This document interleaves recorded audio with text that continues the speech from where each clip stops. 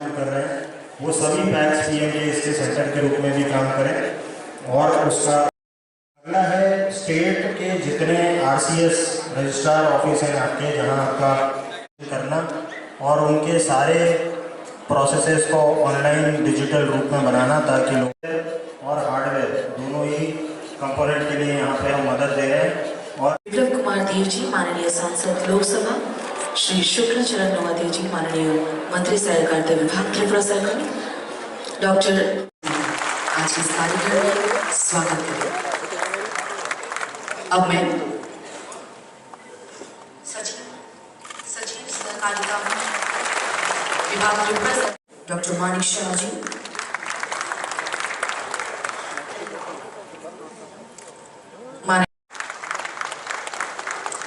माननीय सांसद लोकसभा श्री विप्लव कुमार, माननीय महापौर अगरतला नगर निगम श्री दीपक मुजुमदार जी,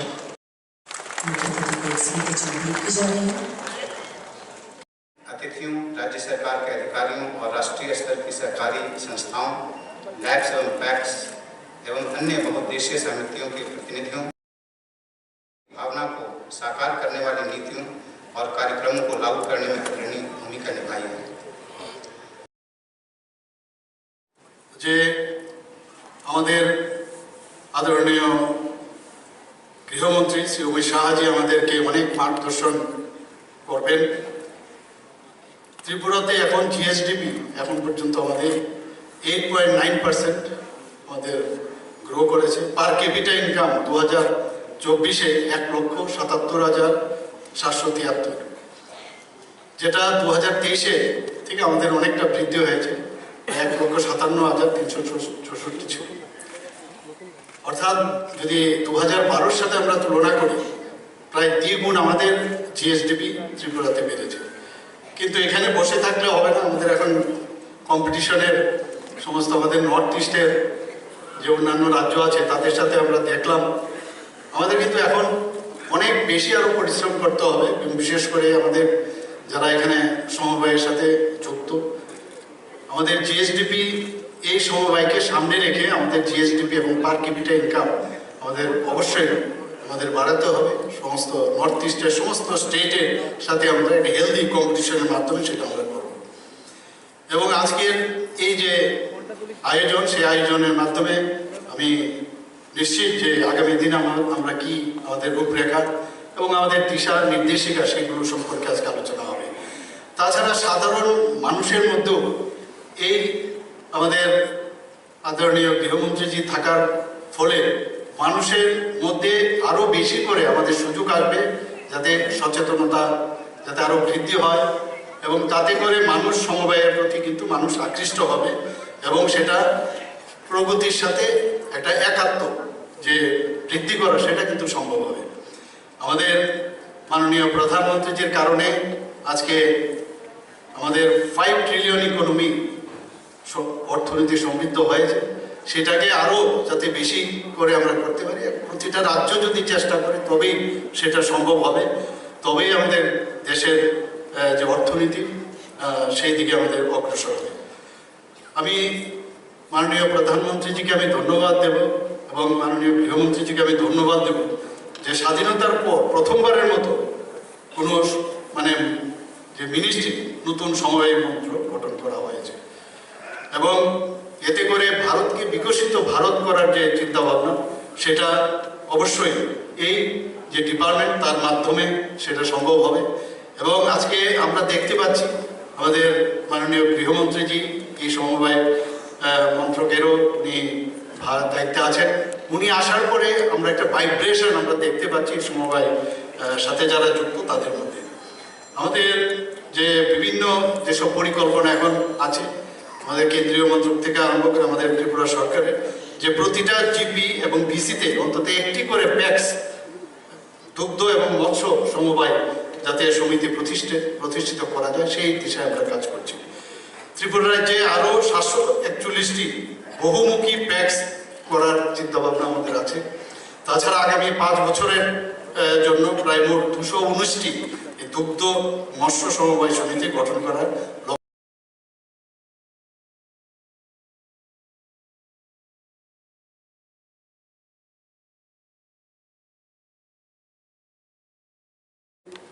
आभार मानना चाहता हूँ। मैंने इनको 2 महीने पहले फोन किया था कि कोऑपरेटिव को बढ़ावा देने के लिए आप थोड़ा इनिशिएटिव लीजिए, और मैं आज कह सकता हूँ हमारे 57 इनिशिएटिव में से 41 इनिशिएटिव में अपना त्रिपुरा आगे बढ़ा है। 57 में से 41 बहुत बड़ी उपलब्धि।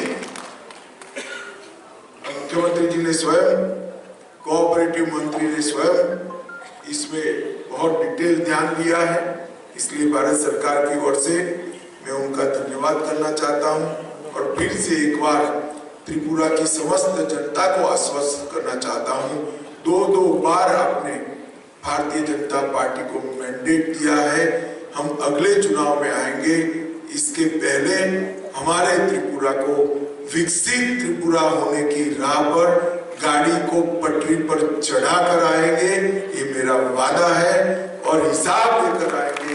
कम्युनिस्टों के 35 साल, भारतीय जनता पार्टी के 10 साल, मैं खुद आऊंगा, हमारा पलड़ा भारी रहेगा, इसका मुझे पूरा विश्वास है। भाइयों बहनों, आज पूरे त्रिपुरा भर से सहकारी समिति के सारे लोग आए हैं। आप लोगों को मैं कहना चाहता हूं, सहकारिता क्षेत्र में कई नई शुरुआतें नरेंद्र मोदी सरकार ने की है, मुख्यमंत्री जी ने भी एक पहल करी है, तो सारी चीजें धीरे धीरे कर सब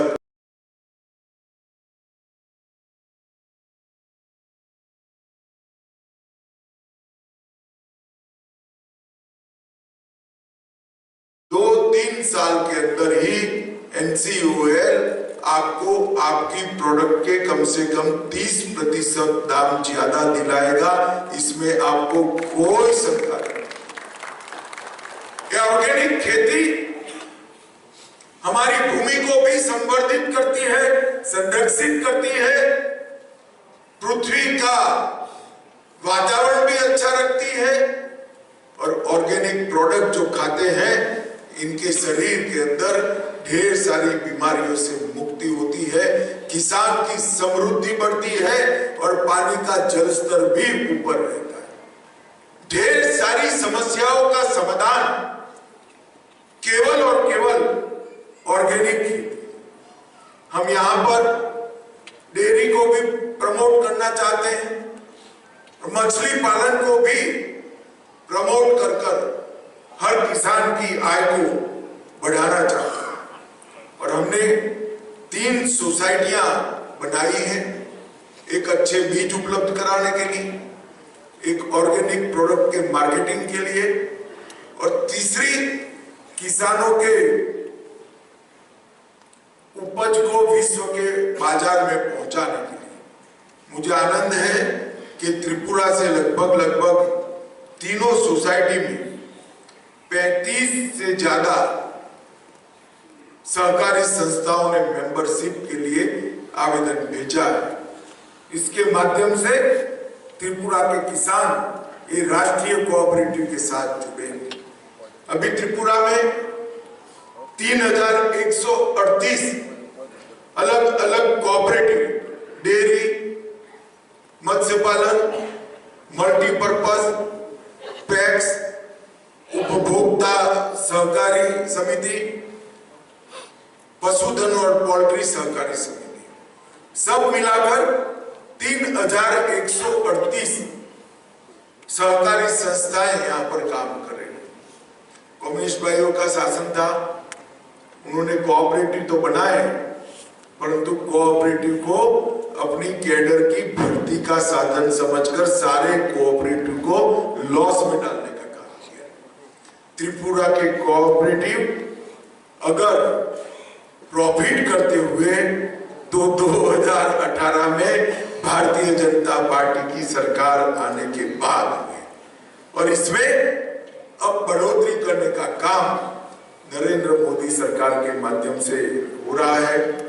मित्रों, आज मुझे बहुत आनंद है कि त्रिपुरा के किसानों के लिए ढेर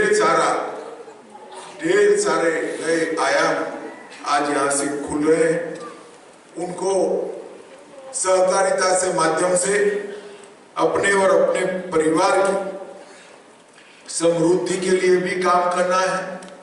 और सबसे बड़ा फायदा त्रिपुरा राज्य को होने वाला है कि मोदी जी ने विश्व की सबसे बड़ी अन्न भंडारण योजना शुरू की है, जिसमें 2000 मैट्रिक टन की क्षमता वाले कोऑपरेटिव बेसिस पर गोडाउन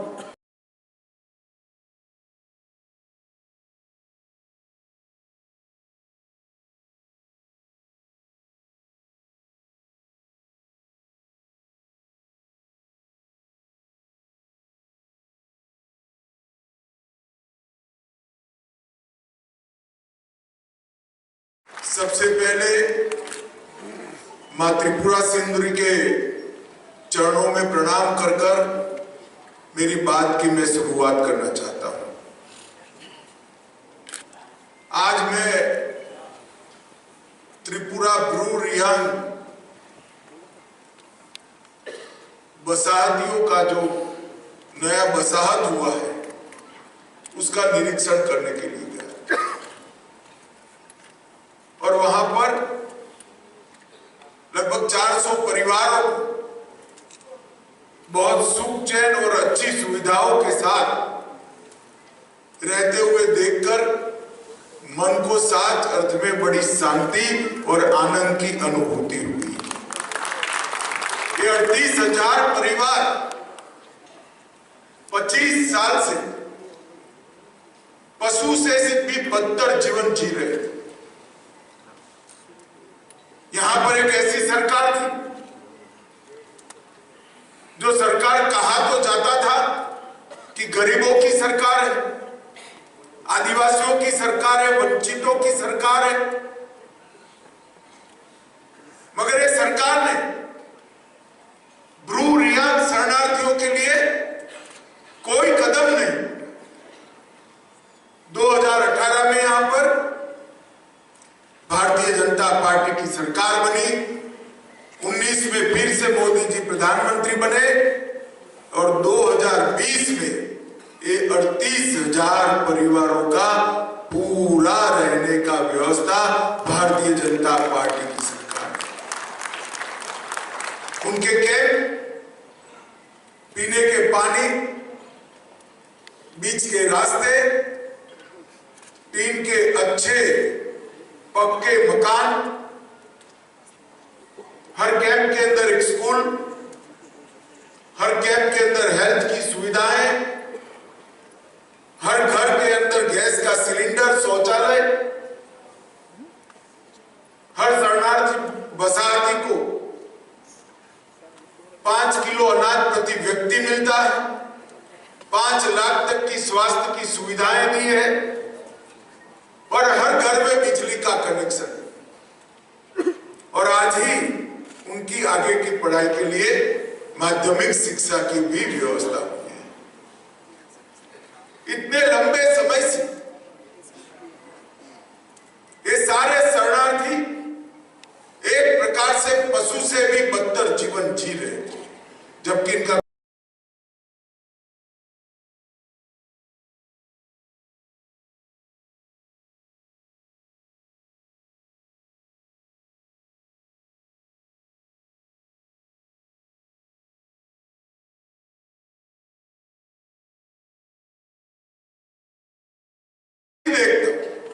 दोनों मुख्यमंत्री जो रहे, विप्लव और माणिक जी दोनों यहां बैठे, मैं तो दोनों को बहुत बहुत बधाई और साधुवाद देना चाहता हूं कि त्रिपुरा में एक नए विकास का युग शुरू। मुझे ठीक याद है 2017 में मैं आया था भारतीय जनता पार्टी के संगठन के काम के लिए। हम चुनाव की तैयारी कर रहे थे।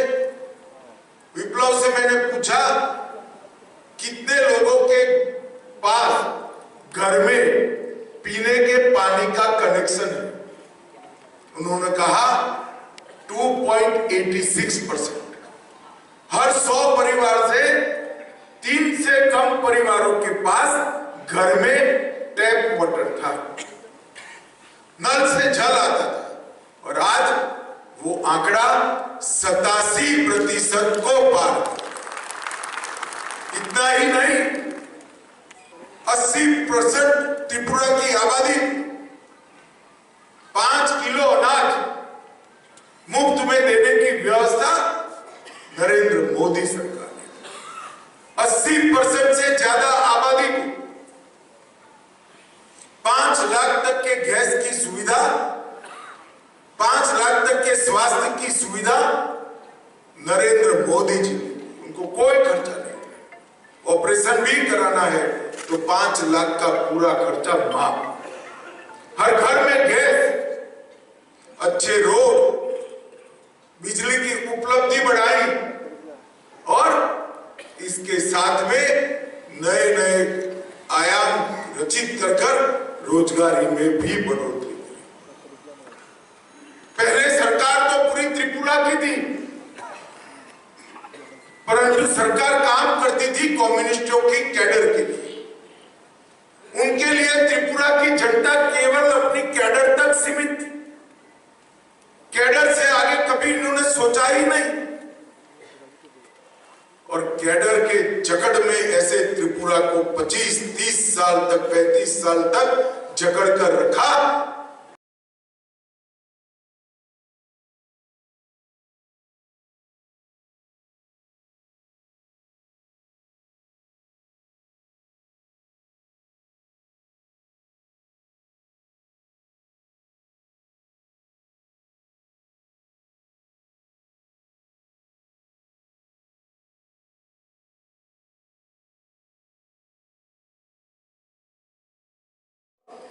हर किसान, हर गरीब, हर मछली पालन करने वाला अपना गरीब त्रिपुरावासी, ये सब के कल्याण के लिए हम यहां पर सहकारिता की भी शुरुआत कर रहे हैं।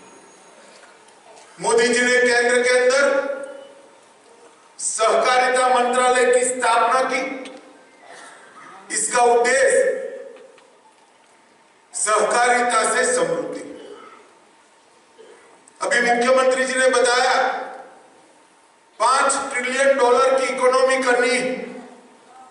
मोदी जी ने हमारे अर्थतंत्र को 11वें नंबर से 5वें नंबर पर लाया है और मैं कहकर जाता हूं 2027 में हमारा अर्थतंत्र दुनिया में 3रे नंबर का बनेगा।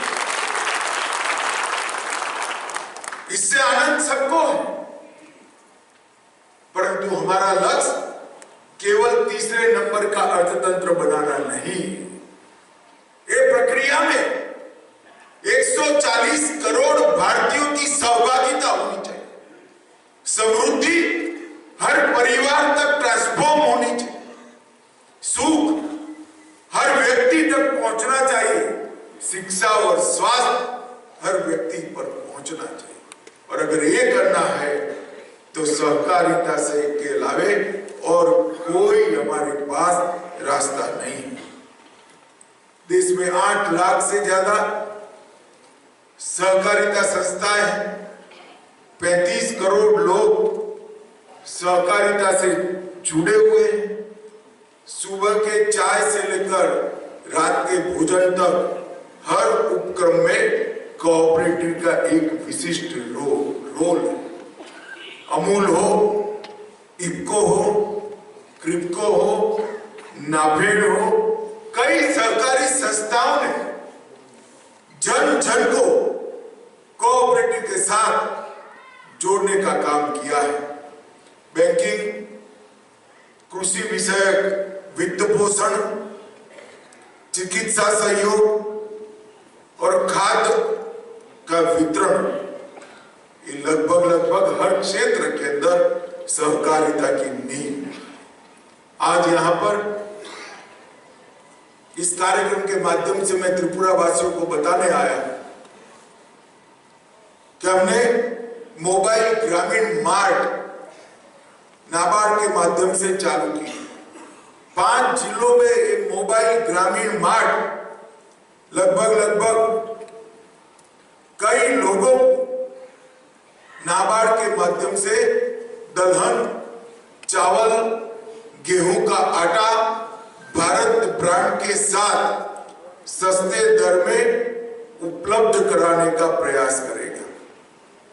त्रिपुरा राज्य सहकारी बैंक की 50 प्राथमिक सहकारी समितियों को माइक्रो एटीएम उपलब्ध कराया है। उनका रुपे कार्ड उनको वहां से तुरंत ही पैसे उपलब्ध कराएगा। आज त्रिपुरा में कोऑपरेटिव पेट्रोल पंप का भी उद्घाटन हुआ है।